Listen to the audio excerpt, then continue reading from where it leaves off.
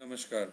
आज हम बात करने जा रहे हैं भारत में मानसिक मेंटल हेल्थ को लेके जो कानून है, मानसिक सेवा स्वास्थ्य कानून सेवा के बारे में बात करने जा रहे हैं। सबसे पहले हम देखते हैं कि इस तरह के कानून के बारे में भारत का क्या इतिहास रहा है। देश को मनोचिकित्सकों की कमी से निजात दिलाने और मनोरोगियों की के काम करने के लिए 1982 में पहली दफ़ा राष्ट्रीय मानसिक स्वास्थ्य योजना की शुरुआत की गई थी। इसका उद्देश्य मानसिक रोगियों को प्राथमिक स्तर पर सहायता देना था। फिर 1987 में मेंटल हेल्थ एक्ट लगाया गया, जिसने 1912 के लूनेसी एक्ट को समाप्त कर दिया गया था।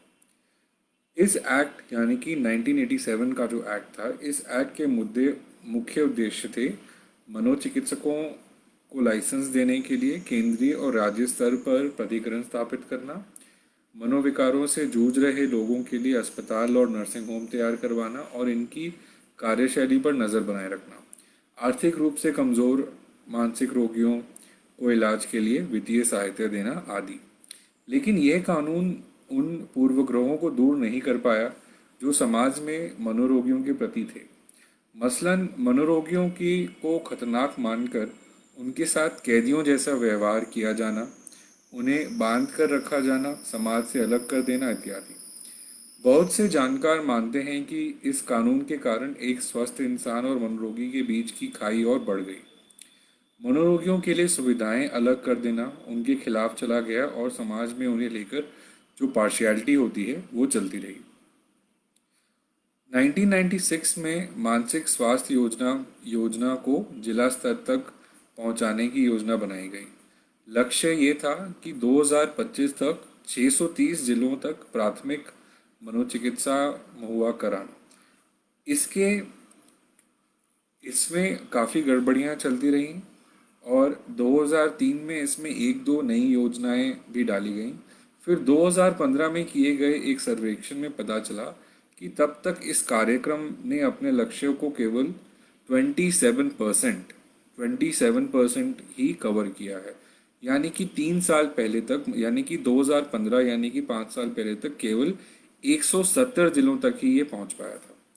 फिर आज हम जिस कानून के बारे में बात करने जा रहे हैं वो है मेंटल हेल्थ केयर एक्ट 2017। जब देखा गया कि पुराना कानून अपना काम नहीं कर पा रहा है, पुरानी योजनाएं अपना काम नहीं कर पा रही हैं, तो फिर ये नया कानून लागू किया गया है। और इसमें हम देखते हैं कि इस कानून के अंदर क्या है और मानसिक बीमारी के साथ व्यक्तियों को क्या अधिकार दिए गए हैं। Mental health care act 2017। मानसिक बीमारी के साथ व्यक्तियों के अधिकार। मानसिक बीमारी वाले व्यक्तियों के पास कुछ अधिकार हैं जो उन्हें भेदभाव और नुकसान से बचाते हैं। अब ये अधिकार क्या है ये हम देखते हैं। सबसे पहला, एक अग्रिम निर्देश बनाने का अधिकार। एक अग्रिम निर्देश क्या होता है? अग्रिम निर्देश एक कानूनी दस्तावेज है। दूसरे शब्दों में ये स्वास्थ्य संबंधी निर्णयों को निर्देशित करता है जिसे उस व्यक्ति के लिए लिया जाना चाहिए जिसमें वह इस तरह के निर्णय लेने में सक्षम नहीं है। मानसिक बीमारी वाले व्यक्ति इस दस्तावेज को बनाने के लिए किसी सेवा प्रदाता, एनजीओ या वकील की मदद ले सकते हैं। दूसरा अधिकार हम पढ़ते हैं, नामांकित प्रतिनिधि नियुक्त करने का अधिकार।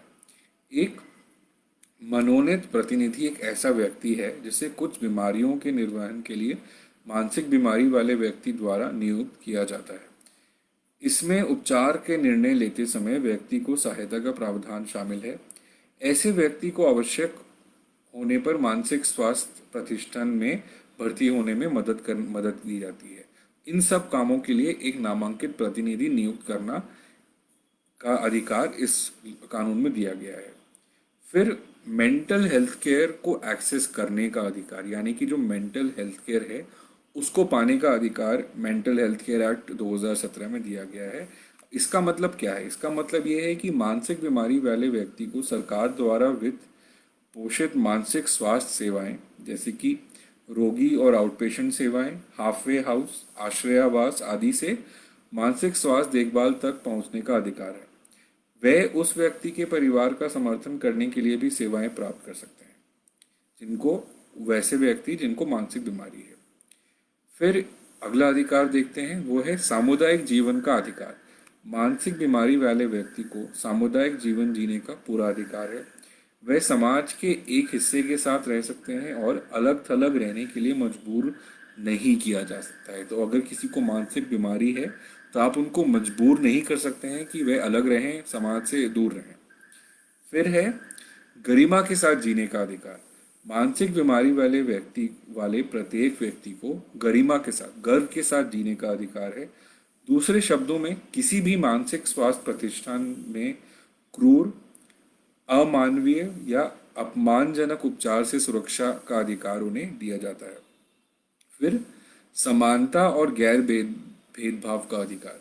मानसिक बीमारी वाले प्रत्येक व्यक्ति को समानता और भेदभाव, उनके साथ भेदभाव ना हो, इसका अधिकार है।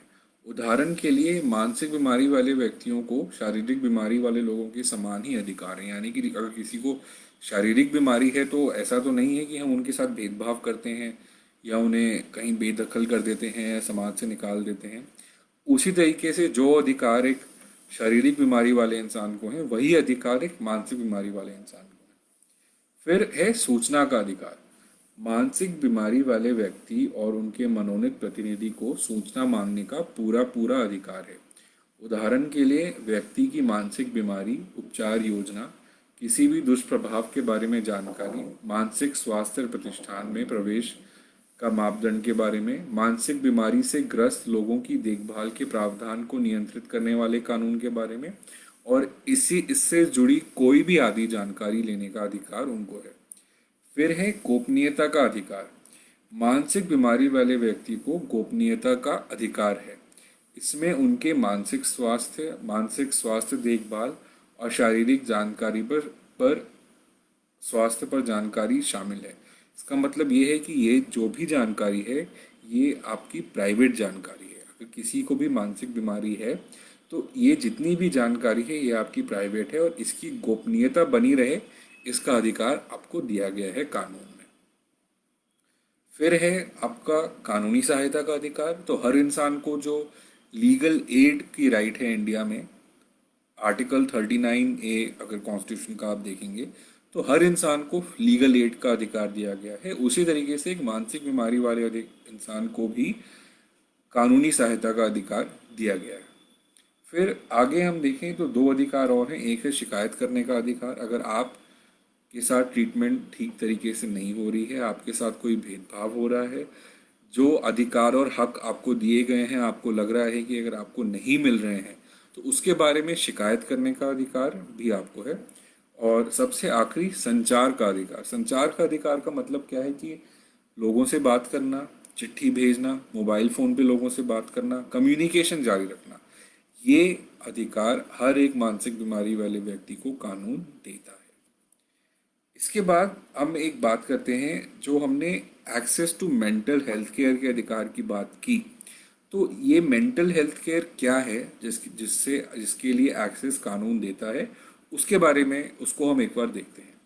प्रत्येक व्यक्ति जो सरकार द्वारा वित्त पोषित मानसिक स्वास्थ्य सेवाओं से मानसिक स्वास्थ्य देखभाल का उपयोग करने का अधिकार है। इन सेवाओं में शामिल है तीव्र मानसिक स्वास्थ्य सेवाएं जैसे कि आउट पेशेंट और इन पेशेंट सेवाएं, हाफवे हाउस, आश्रय आवास, समर्थित आवास। हाफवे हाउस क्या होता है?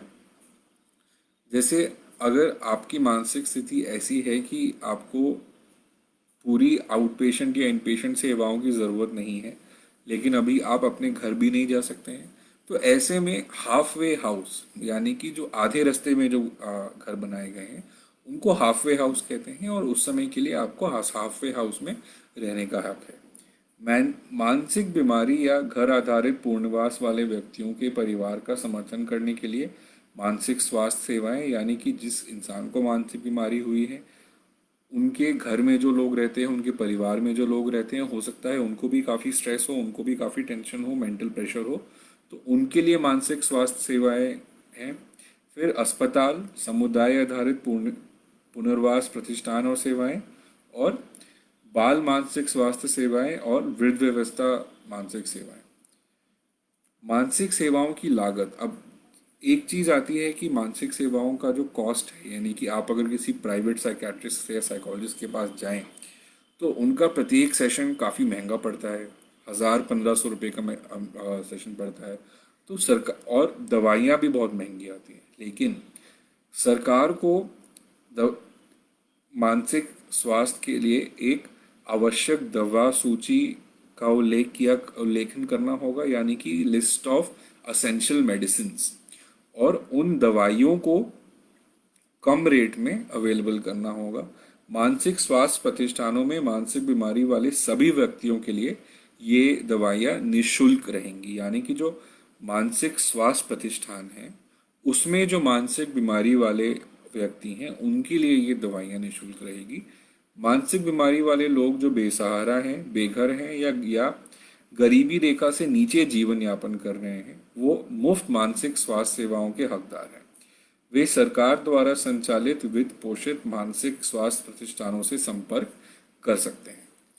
तो दोस्तों, आज हमने समझने की कोशिश की कि भारत में मानसिक सेवा स्वास्थ्य सेवा से जुड़ा कानून कैसे काम करता है। और आज के लिए इतना ही। और अगले हफ्ते इसी समय में हम किसी और टॉपिक के बारे में लाइव सेशन करेंगे। और जैसे अगर आप हमारा फेसबुक पेज फॉलो करते हैं तो आपने देखा होगा कि आजकल टॉपिक क्या होना चाहिए इस चीज़ का निर्णय भी आप लोग ही लेते हैं। हम आप लोगों पे ही वोट छोड़ देते हैं कि आप बताएं आपको किस टॉपिक के बारे में जानकारी चाहिए। इसके अलावा हिंदी में सरल भाषा में कानूनी जानकारी पाने के लिए आप हमारी वेबसाइट न्याया.org NYAAYA.org पे जाएं और वहाँ पे आपको हिंदी में काफ़ी सारी कानूनी जानकारी मिलेगी।